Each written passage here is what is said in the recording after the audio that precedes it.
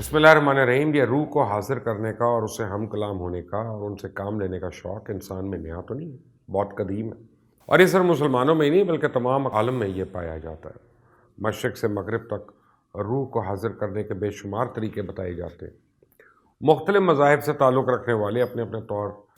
ان طریقوں پہ عمل پیرا ہوتے ہیں اور روحوں کی حاضری کا تماشا دیکھتے ہیں۔ قصہ مختصر ان تمام تماشوں میں بنیادی کارفرمائی یا تو شعبدے بازی کی ہے اور یا ہمزاد کی۔ سوال یہ پیدا ہوتا ہے کہ یہ ہمزاد کس کو کہتے ہیں، ہمزاد کی حقیقت کیا، اور مرنے کے بعد ہمزاد کہاں جاتے ہیں، زندہ انسانوں کے ہمزاد کہاں رہتے ہیں، شیطان اور ہمزاد میں کیا فرق ہے،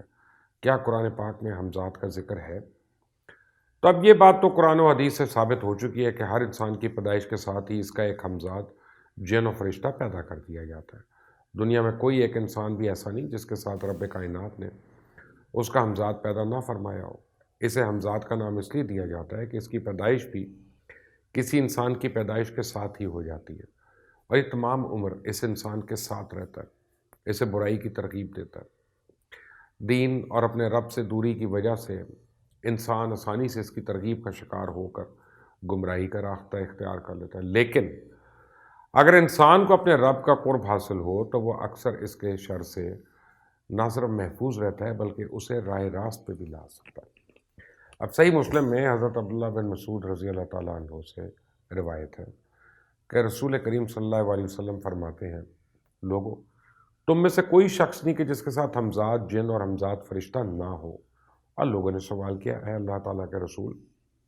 ہمیں یہ بتائیں کہ کیا آپ کے ساتھ بھی ایسا ہے؟ تو آپ نے ارشاد فرمایا کہ ہاں میرے ساتھ بھی ہے، لیکن اللہ تعالیٰ نے میری مدد فرمائی اور مسلمان ہو گیا، لہٰذا سوائے مجھے بھلائی کے وہ کچھ نہیں کہتا۔ تو یہ معاملہ پہلی اور آخری بار صرف نبی کریم صلی اللہ علیہ وسلم کے ساتھ ہوا، نہ کہ انسان کا ہمزاد جن جو شیطان کی اولاد سے ہوتا ہے اسے عمر بھر گمراہی کا درس ہی دیتا رہتا ہے۔ اب کچھ لوگ ہمزاد کو تسخیر کرنے کی بھی کوشش کرتے ہیں، لیکن یہ شیطانی راستے، یعنی شیطان کی خوشنودی حاصل کر کے برائی کے راستے پہ چل کے شیطان کا بندہ بن کے اس کے ہمزاد کی خدمات حاصل کی جاتی ہیں، لیکن اس کی شرط ہوتی ہے کہ پھر ساری عمر شیطان کے راستے سے ہٹا نہ جائے۔ اور اس سلسلے میں کچھ سفلی عملیات کیے جاتے ہیں جن کے ذریعے ایک دن اس شخص کا ہمزاد اس کے سامنے آ جاتا ہے اور اس کے اشارے پہ ہر قسم کا کام سر انجام دینے لگتا ہے، اور ظاہر ہے برائی کے ہی کام ہوتے ہیں نا، اس لیے ان طریقوں سے ہمزاد کی تسخیر انسان کو کافر بنا دیتی ہے۔ حضرت وہب بن منبع رضی اللہ تعالیٰ عنہ فرماتے ہیں کہ ہر انسان کے ساتھ شیطان ہوتا ہے جو اس کے ساتھ مقرر ہے، اور کافر کا شیطان کافر کے ساتھ اس کے کھانے سے کھانا کھاتا ہے، اس کے ساتھ ہی اس کے پانی سے پانی پیتا ہے اور اس کے ساتھ ہی اس کے بستر پہ سوتا ہے، لیکن مومن کا شیطان مومن سے چھپا رہتا ہے اور اس کی طاق میں لگا رہتا ہے کہ مومن اپنی عقل سے کم غافل ہو اور وہ اس کا فائدہ اٹھائے۔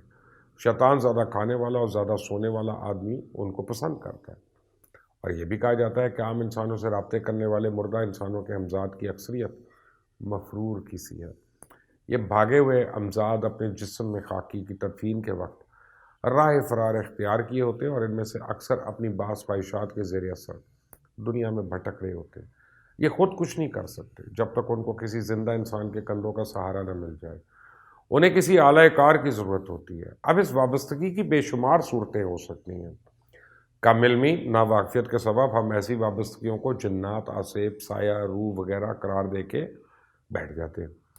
اب آپ نے اکثر ایسے واقعات سنے ہوں گے نا، کوئی مرد یا عورت کسی مقام پہ حادثاتی موت کا شکار ہو یا اسے قتل کر دیا جائے، ایسے مقامات پہ بعض اوقات اسی روز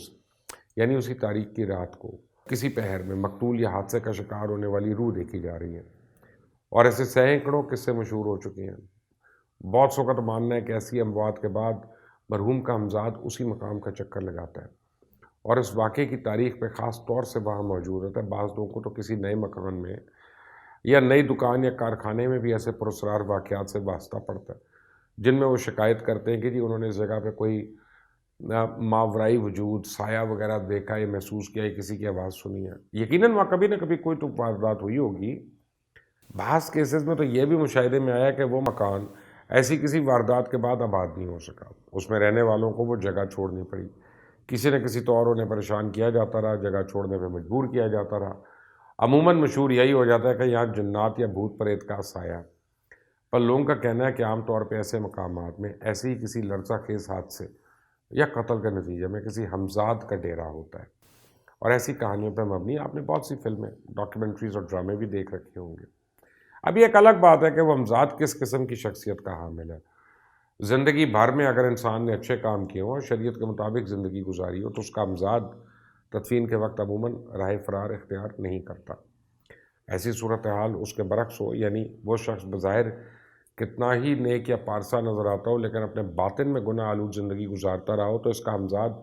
اس کی خواہشات کے لیے دنیا میں ہی بھٹکتا رہتا ہے اور اکثر ان مقامات سے جڑا رہتا ہے جہاں اس کو حادثہ پیش آیا۔ جب انسان مر جاتا ہے تو 3 روز تک تو وہ ہمزاد اسی قبر پہ رہتا ہے، اس کے بعد ہوائی جماعت میں شامل ہو جاتا ہے۔ بہت سے جادو کرنے والے یا ایسے کام کرنے والوں کا ماننا ہے کہ اگر کوئی اس کی قبر سے وہ ہمزاد پکڑے تو اس کے تابع ہو کے وہ خدمت کرتا ہے۔ پھر دوسری جانب بہت سے لوگ یہ بھی کہتے ہیں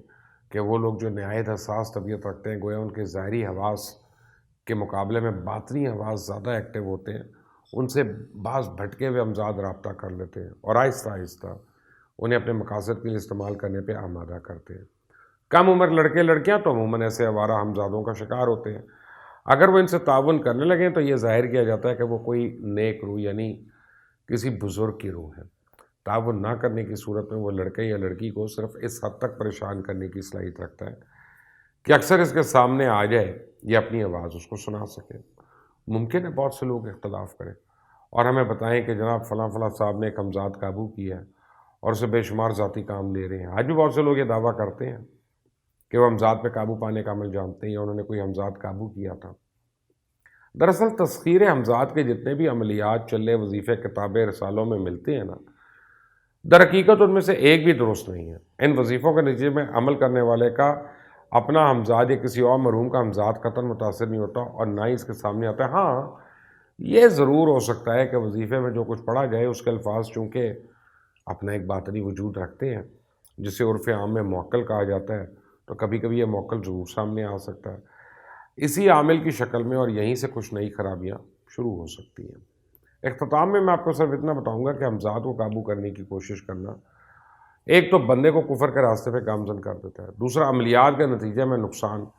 اور تباہی کا سامنا کرنا پڑتا ہے، اکثر کا دماغ الٹ جاتا ہے، پاگل ہو جاتے ہیں یا کوئی اپنے ارد گرد موجود لوگوں کا بڑا نقصان کر بیٹھتے ہیں۔ اسی لیے اللہ پاک سے دعا ہے کہ ہم سب کو سیدھے راستے پہ، صراط مستقیم پہ گامزن رکھے، آفات و بلیات سے محفوظ رکھے اور ان چکروں سے بھی محفوظ رکھے اور دور بھی رکھے۔ آمین ثم آمین۔ اس چینل کو سبسکرائب کریں، اگر آپ نے بیل آئیکن کو ابھی تک پریس نہیں کیا تو پلیز پریس کر لیں تاکہ مزید نوٹیفیکیشنز ہیں وہ آپ کو بر وقت ملتی رہیں۔ اللہ